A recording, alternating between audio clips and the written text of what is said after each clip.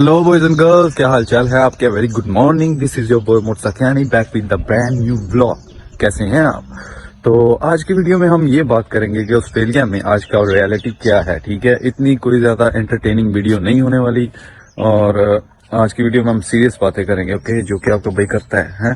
तो आज मैं आपको रियलिटी बताने वाला हूँ कि ऑस्ट्रेलिया में आने के बाद स्टूडेंट्स दो सबसे बड़ी जो प्रॉब्लम्स हैं, बड़ी प्रॉब्लम्स, बिग प्रॉब्लम्स क्या फेस कर रहे हैं। ठीक है, तो सबसे पहली जो बड़ी प्रॉब्लम होती है वो सबसे पहली होती है अकोमोडेशन की। ठीक है, अकोमोडेशन कहाँ मिलेगी, किधर रहेंगे, क्या रेंट होगा, कितना रेंट होगा। ठीक है, अभी आप पूछोगे कि मुर्तजा भाई अकोमोडेशन का रेंट कितना होता है। जिधर मैं रह रहा हूँ इधर तो एक वीक का रेंट होता है 180 से 200 तक, क्योंकि आजकल महंगाई हो गई है ऑस्ट्रेलिया में भी। ठीक है, हर जगह पे महंगाई है, उस वजह से 200 तक होता है। और ये डिपेंड करता है लोकेशन पे भी, आप किधर रह रहे हो। आप सबब में रह रहे हो, आप सिटी के करीब रह रहे हो, अगर आप जितना सिटी के करीब जाओगे उतना ज्यादा रेंट बढ़ता जाएगा। तो 200 हुआ तो महीने का हो गया 800। ठीक है, 800 तो देना ही देना है। 800 के साथ प्लस आपने बॉन्ड भी देना है। ठीक है, जितना रेंट होता है उतना बॉन्ड होता है। First you have to pay the bond and after that you have to pay the rent, right.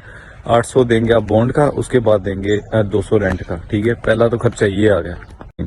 तो हम जिस घर में रह रहे हैं वो काफी बड़ा घर है, 5 बेडरूम्स वाला है और डबल स्टोरी घर है, तो उसका हम 2400 दे रहे हैं मंथली। बाकी आजकल जो हालात हैं, छोटे छोटे रूम्स के रेंट बहुत ही ज्यादा हो गए हैं।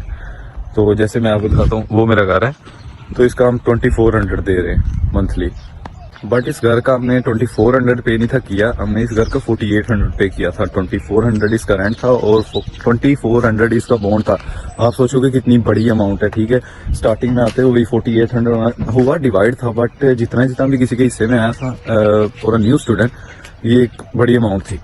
तो ये रियलिटी है कि आजकल रेंटल क्राइसिस हुए हैं, घर का रेंट बहुत ही ज्यादा बढ़ गया है। और रेंट इस वजह से बढ़ गए हैं कि इधर की गवर्नमेंट ने इंटरेस्ट रेट बढ़ा दिए हैं। इधर जिन लोगों ने 20-20, 25-25 साल के लिए मॉर्गेज पे कर लिया है, मॉर्गेज मीन्स होता है किस्तें, जैसे अपने पाकिस्तान में भी किस्तों का वगैरह का सीन हो गया, सबको पता ही होगा।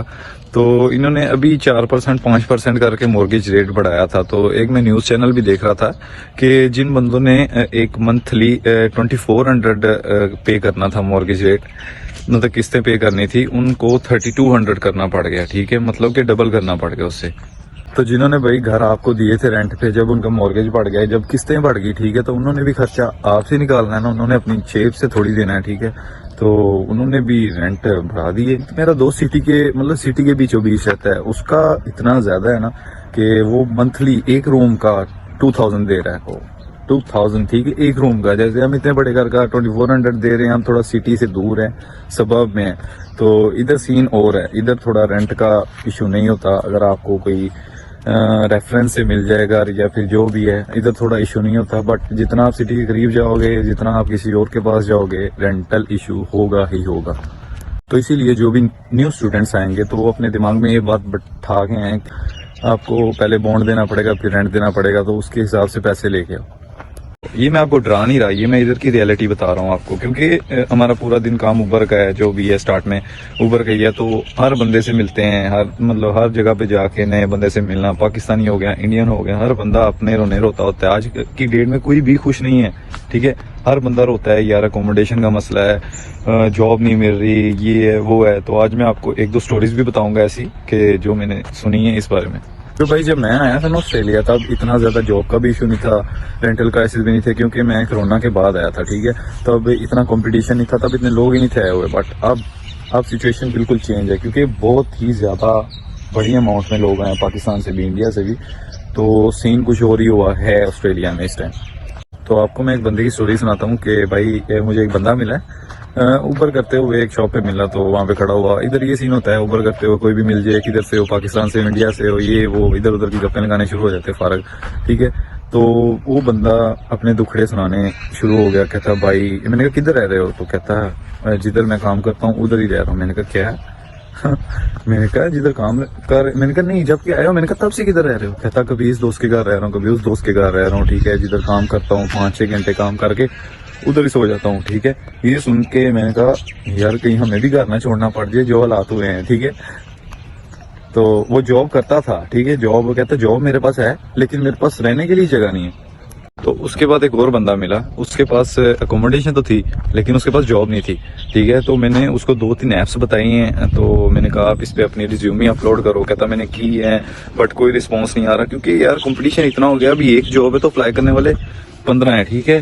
तो वो डिप्रेशन में, कहता भाई मैं डिप्रेशन में जा रहा हूँ। मैंने कहा ना जाइए, मैंने कहा तो वापस चले जा।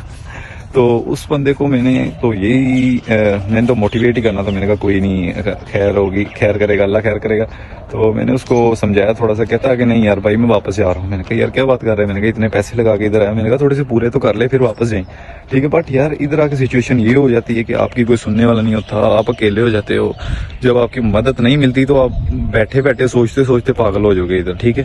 तो वो कहता मैं वापस जा रहा हूँ। मैंने उस भाई को समझाया कि मैंने कहा जैसे तैसे करके थोड़ा सा, मैंने कहा धक्का लग जाए तो तू मतलब कि आगे फिर चलता रहेगा। बट उसने कहा कि यार पहले तो अनलिमिटेड वर्किंग आवर्स थे, ठीक है, तब फीस वगैरह मैनेज हो रही थी। बट अभी तो फीस वगैरह मैनेज ही नहीं हो रही। पहली बात तो जॉब ही नहीं है, अगर जॉब मिलती भी है तो वो कोई 3 दिन की देते हैं, 4 दिन की, 3 दिन की देते हैं मैक्सिमम। तो कहता उसमें फीस कैसे निकलेगी। कहता मैं वापस जा रहा हूँ। तो फिर मैंने कहा वापस तो जाओगे बट फीस का क्या है। कहता मैं उनको कहूँगा ये प्रॉब्लम होगी, ये वो। यूनिवर्सिटी का भी 70% चांस होते हैं कि नहीं देगी। बट अगर आप उनको सिचुएशन ही कुछ ऐसी सुनाते हो कि भाई हमारे घर में बहुत बड़ा मसला हो गया, ये वो बहुत ही बड़ी फिल्म डालते हैं ना जिसको कहते हैं, तो फिर जाके शायद आपको फीस वापस मिल जाए। तो आप मुझे कहोगे मुर्तजा भाई आपने उसको बेरोजगार मददगार क्यों छोड़ दिया। हाँ तो बट मैंने आप कहोगे कि उसे उबर का रिकमेंड क्यों नहीं किया। यार उबर का क्या रिकमेंड करूं, उबर के भी हालात आजकल खराब हैं।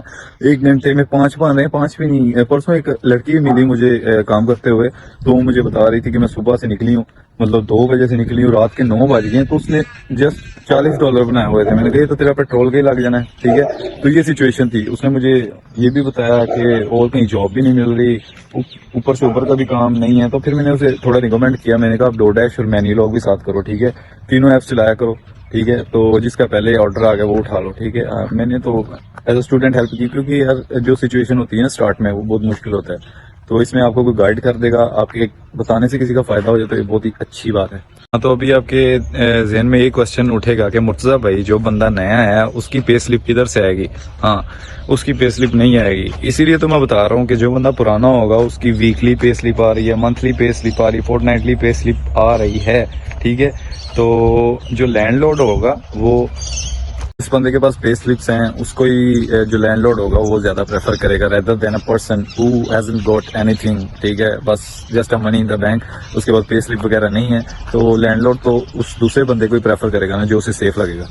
तो अभी आप बैठ के सोच रहे होगे यार क्या करेंगे, जॉब नहीं मिल रही, ये वो। यार जॉब घर बैठे नहीं मिलेगी, आपको बाहर निकलना पड़ेगा, हाथ पैर मारने पड़ेंगे, फिर कहीं जाके जॉब मिलेगी, ठीक है। रेफरेंस बनाना पड़ेगा, लोगों को कहना पड़ेगा, उबर ईट्स करते हो जिन लोगों से मिलते हो उनको कहो कि यार कोई जॉब अवेलेबल हुई, इधर उधर अप्लाई करना पड़ेगा, ज्यादा सारी जगह पे अप्लाई करना पड़ेगा, फिर जाके कोई एक जॉब निकल आएगी, ठीक। तो लोगों ने मुझे रिकमेंड किया था इधर अप्लाई करो, इधर अप्लाई करो, हमें पता चलेगा। उनसे नंबर ले लो, उनको याद करवाते रहो कि यार मैंने आपको जॉब का कहा था, ठीक है। तो ऐसी जॉब मिलती है यहाँ पे। दूसरी चीज ये कि जो मैं रिकमेंड करूंगा कि कैश पे तो बिल्कुल नहीं काम करना, ठीक है, क्योंकि मेरे 1-2 दोस्तों के साथ ये हुआ है कि उन्होंने कैश पे काम किया और वो बंदों की लड़ाई हो गई, ठीक है, पैसों की वजह से। हफ्ते के बाद पैसे मांगे उन्होंने, काम ने तो कहा ही नहीं था, ये वो, क्योंकि इलीगल है, हम कुछ नहीं कर सकते इसमें। अगर वो पैसे नहीं भी दें, उनको पता है हमारी मजबूरी है और ये कुछ नहीं कर सकते, तो इनको पैसे दो या ना दो, इसलिए कैश पे काम नहीं करो। क्योंकि अगर कैश पे काम करते हुए पकड़े भी जाते हो तो ये इलीगल है, बहुत ही सख्त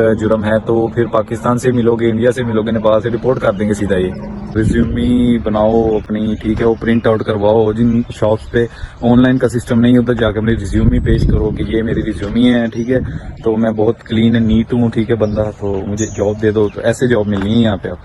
तो उसके बाद अगर इन सिचुएशन से आप बचना चाहते हो तो अपना 3 साल पुराना लाइसेंस क्या हो, ठीक है। अभी अगर आपका 1 साल का होगा तो इधर आगे आपकी 6 महीने ऊपर चलेगी, उसके बाद आपको रेड पी मिल जाएगा या ग्रीन पी मिल जाएगा। It depends upon the officer जो आपको मतलब जो आपका टेस्ट लेगा, ठीक है, वो जो आपको 3 साल की रेड पी दे दे, 3 साल की, 2 साल की ग्रीन पी दे दे, ये सीन होता है, ठीक है। तो 3 साल ना ऊबर एक्स कर सकते हो और ना कुछ और, मतलब 3 साल बाद आपको फुल लाइसेंस मिलेगा। अगर तो आपका पाकिस्तान का लाइसेंस 3 साल पुराना है तो इधर आके डायरेक्ट आपको टेस्ट के बाद फुल लाइसेंस मिलेगा और फुल लाइसेंस पे बेइंतहा जॉब्स हैं, ठीक है। हाँ तो भाई ये था मेरा आज का vlog. Hope this video will help you. This is your boy Murtaza Kiyani. Bye bye.